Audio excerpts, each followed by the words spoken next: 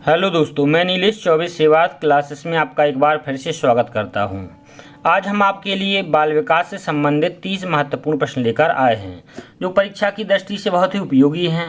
अगर आपने इन 30 प्रश्नों में 25 प्लस का स्कोर किया तो आप यकीन मानिए अच्छी स्थिति में हैं और जब भी पेपर होगा तो आप एक अच्छा स्कोर कर पाएंगे। पहला प्रश्न देखते हैं। पहला प्रश्न है, गेस्टाल्ट मनोविज्ञान की आधारशिला किसने रखी थी?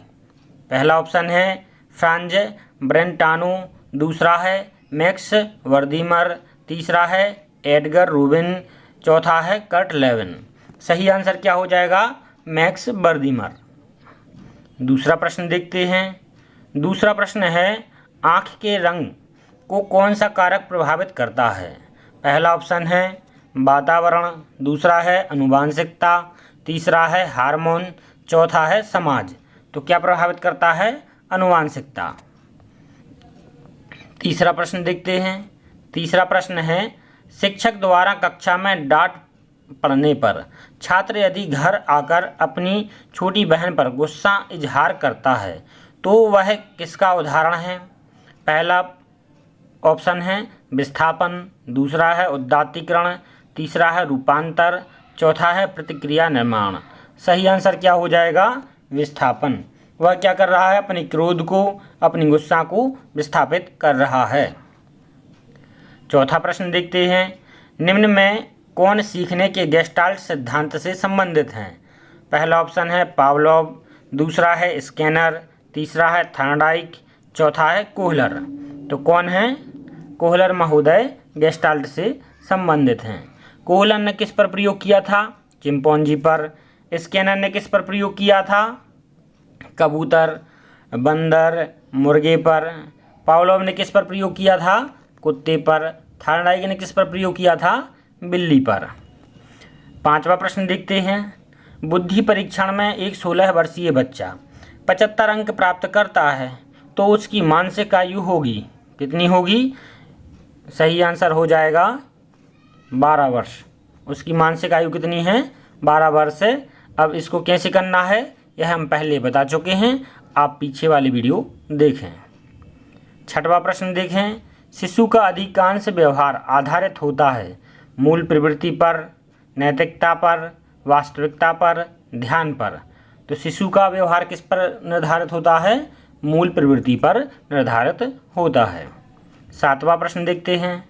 उदाहरण, निरीक्षण, विश्लेषण, वर्गीकरण, नियमीकरण निम्नलिखित में से किस विधि के सोपान हैं? किस विधि के सोपान हैं? पहला ऑप्शन है निगमन विधि, दूसरा है आगमन विधि, तीसरा है अंतदर्शन विधि, चौथा है बहिर्दर्शन विधि। सही क्या हो जाएगा? आगमन विधि। आठवां प्रश्न देखते हैं। बाल मनोविज्ञान का क्षेत्र है। पहला ऑप्शन केवल शैशवावस्था की विशेषताओं का ध्यान। देखो दोस्तों, हमें केवल आ गया जहाँ पर ये क्या हो जाता है? ज़्यादा करके नेगेटिव होता है। फिर दूसरा प्रश्न देखते हैं। केवल गर्भावस्था, तो फिर केवल आ गया, फिर ये नेगेटिव पॉइंट है। फिर तीसरा केवल बाल्यावस्था, ये भी गलत है। जहाँ केवल आता है वहाँ पर नेगेटिव हमें लेना है।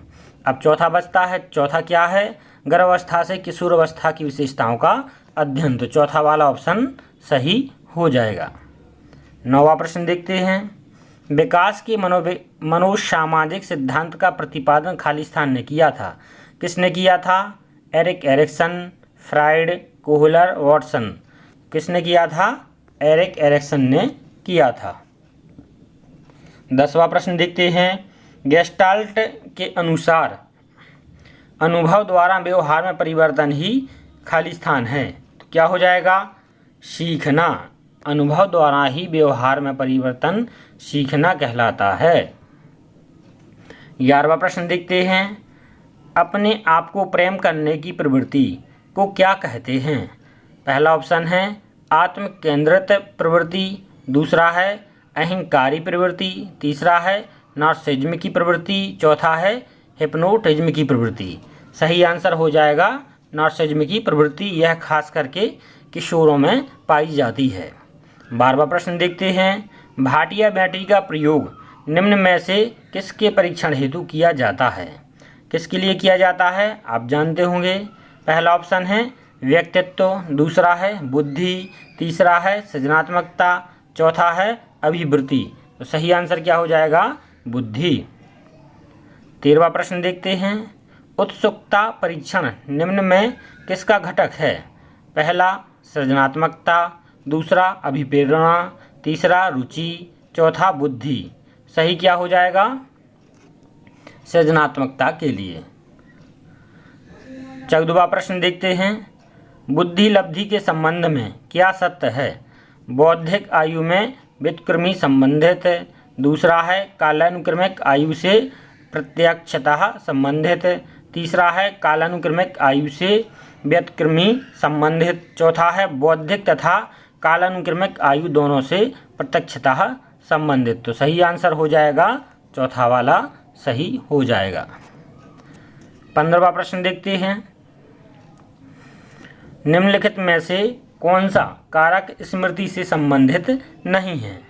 पहला ऑप्शन है पहचानना, पहचानना है, धारण है, पुनः स्मरण है, अनुभूति चौथा ऑप्शन है।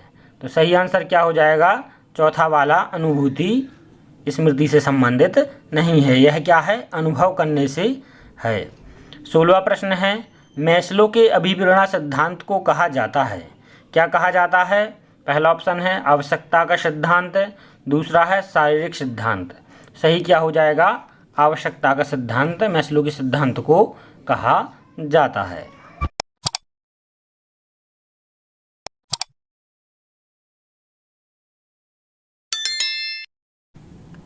17वां प्रश्न है दोस्तों। थॉर्नडाइक के व्यक्तित्व के वर्गीकरण का आधार है? पहला ऑप्शन शारीरिक गठन, दूसरा ऑप्शन रचनात्मकता और मौलिकता, तीसरा ऑप्शन समायोजन और बुद्धि, चौथा ऑप्शन चिंतन और कल्पना। सही आंसर क्या हो जाएगा? चिंतन और कल्पना थॉर्नडाइक के व्यक्तित्व के वर्गीकरण का मुख्य आधार है। 18वां प्रश्न देखते हैं। मानसिक स्वास्थ्य और खाली स्थान में घनिष्ठ संबंध है? पहला ऑप्शन है अभिवृत्ति, दूसरा है स्वीकार्यता, तीसरा है बचने, चौथा है समायोजन। सही आंसर क्या हो जाएगा? समायोजन सही आंसर हो जाएगा। 19वां प्रश्न देखते हैं। कक्षा 5 के न्यून दृष्टि वाले बच्चे को निम्न स्तर के कार्य के लिए माफ़ करना उचित है? उसके दैनिक कार्य में उसके माता पिता तथा मित्रों की सहायता करनी चाहिए, कक्षा में सामान्य रूप से बर्ताव करना चाहिए तथा ऑडियो सीडी की जरिए सहायता प्रदान करनी चाहिए। तो यही ऑप्शन सही हो जाएगा तीसरा वाला। कक्षा में सामान्य रूप से उसके साथ बर्ताव करना चाहिए और ऑडियो सीडी के जरिए सहायता प्रदान करनी चाहिए। 20वां प्रश्न देखते हैं। 20वां प्रश्न है। निम्न में से कौन शिक्षण कुशलता से संबंधित है? पहला ऑप्शन है श्याम पट्ट पर लिखना, दूसरा है प्रश्नों को हल करना, तीसरा है प्रश्न पूछना, चौथा है उपरोक्त सभी। तो सही आंसर क्या हो जाएगा? उपरोक्त सभी। 21वां प्रश्न देखते हैं। शिक्षा की किंडरगार्टन पद्धति का प्रतिपादन किया किसने किया था? टीपी नन ने, स्पेंसर ने, फ्रोवेल ने, मॉन्टेसरी ने। सही आंसर क्या हो जाएगा? फ्रोवेल ने किया था। 22वां प्रश्न देखते हैं। 22वां प्रश्न है। असंगठित घर से आने वाला बच्चा सबसे अधिक कठिनाई का अनुभव करेगा? सुनिर्मित, पहला ऑप्शन है सुनिर्मित, दूसरा है स्वतंत्र अध्ययन में, तीसरा है नियोजित निर्देशन में, चौथा है अभ्यास पुस्तिकाओं में। सही आंसर क्या हो जाएगा? स्वतंत्र अध्ययन में वह सबसे ज़्यादा कठिनाई महसूस करेगा। 23वां प्रश्न देखते हैं। बच्चों के बौद्धिक विकास के 4 सुस्पष्ट स्तरों को पहचाना गया था। किसके द्वारा पहचाना गया था?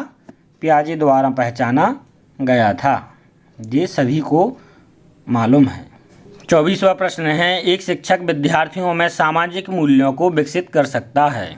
पहला ऑप्शन है महान व्यक्तियों के बारे में बोलकर, दूसरा ऑप्शन है अनुशासन की अनुभूति को विकसित करके, तीसरा है आदर्श रूप में बर्ताव करके, चौथा है उन्हें अच्छी कहानियाँ सुनाकर। तो सही आंसर क्या हो जाएगा? आदर्श रूप में स्वयं बालकों के सामने व्यवहार प्रदर्शित करके। 25वां प्रश्न देखते हैं। एक शिक्षक को साधन संपन्न होना चाहिए, इसका अर्थ है उसके पास पर्याप्त धन संपदा होनी चाहिए। पहला ऑप्शन है ताकि उसे शिक्षण देने की ज़रूरत ना पड़े। दूसरा ऑप्शन है उनका अधिकारियों के उच्च स्तर से संपर्क होना चाहिए। उनको अपने विद्यार्थियों की समस्याओं को हल करने का पर्याप्त ज्ञान होना चाहिए। विद्यार्थियों के बीच उनकी प्रसिद्धि होनी चाहिए। सही आंसर क्या हो जाएगा? सही आंसर है सी, उनको अपने विद्यार्थियों की समस्याओं को हल करने का पर्याप्त ज्ञान होना चाहिए। सी वाला हमारा ऑप्शन सही हो जाएगा। 26वां प्रश्न देखते हैं। जब एक विद्यार्थी असफल होता है तो समझा जाता है कि पद्धति असफल है, शिक्षक असफल है, पाठ्य पुस्तकें असफल हैं, यह व्यक्तिगत असफलता है। सही आंसर क्या हो जाएगा? पद्धति असफल है। पद्धति यानी कि व्यवस्था असफल। मतारोपण, दूसरा है अंगीकरण, तीसरा है अनुकरण, चौथा है अभिव्यक्ति। सही आंसर हो जाएगा वी, आंगीकरण। 28वां प्रश्न देखते हैं। सही आंसर क्या हो जाएगा? उसके अभिभावकों से बात करेंगे, क्योंकि उपेक्षा नहीं कर सकते, परीक्षा में कम अंक नहीं दे सकते और उसे डांट भी नहीं सकते। 29वां प्रश्न देखते हैं। यदि एक विद्यार्थी कक्षा में भाग लेने से संकोच करता है तो आप उससे प्रश्न नहीं पूछेंगे। जिन प्रश्नों के उत्तर वह दे सकता है केवल वही प्रश्नों को पूछेंगे। उन प्रश्नों को नहीं पूछेंगे जिसके उत्तर उसके सामर्थ्य से बाहर हैं, जिसके कारण वह कक्षा में उपहास का पात्र बन सकता है। उससे केवल तब प्रश्न पूछेंगे जब वह उसके उत्तर देने के लिए उत्साहित हो। सही आंसर क्या हो जाएगा? डी वाला, जब भी उससे प्रश्न पूछें जब वो उत्साहित हो, वह कह रहा हो कि मैं इसका आंसर दे सकता हूँ। 30वां प्रश्न है शिक्षक का बर्ताव होना चाहिए प्रशासनात्मक, शिक्षाप्रद, आदर्शवादी, निर्देशात्मक। तो कैसा होना चाहिए? आदर्शवादी शिक्षक का व्यवहार होना चाहिए। दोस्तों, आप हमारी वीडियो को लाइक और सब्सक्राइब करना ना भूलिएगा।